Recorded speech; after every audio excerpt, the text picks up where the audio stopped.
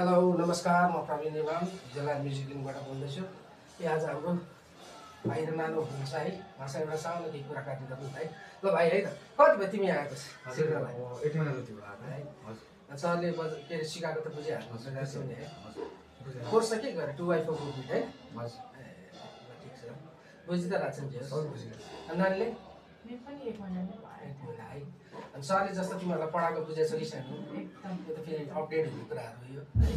ल ठिक छ होइन, तिमीहरूले बुझाएर रहेछौ। आज अब गीत पनि गरौँ होइन, राजनैतिक शब्द हुन्छ। अहिले जस्तो एसएलसी दिएर बसेको नानीहरू हुन्छ नि, बाबुहरू हुन्छ होइन, त्यस्तै अब 12 पनि जान्छ कि 11 12 पनि है, उहाँहरूले चाहिँ कसरी वेलकम गर्न चाहनुहुन्छ भाइले भनिदिनु?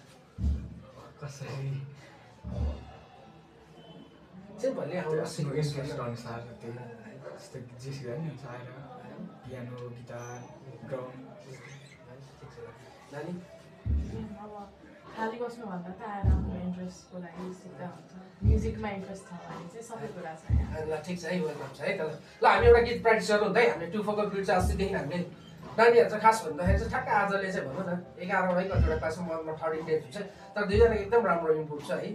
अनि म चाहिँ सधैँ गीत किन राखिरहन्छु भने हजुरहरूले हेरिरहनु हुन्छ नि, यो सजिलो छ कि कर्ड जम्मा ई डी र के अरे ए को कर्ड भएर चाहिँ यसो प्र्याक्टिस गर्न सजिलो भनेर चाहिँ राखिरहेको छु है। ल जाउँ है त हामी है त। 1 2 3 4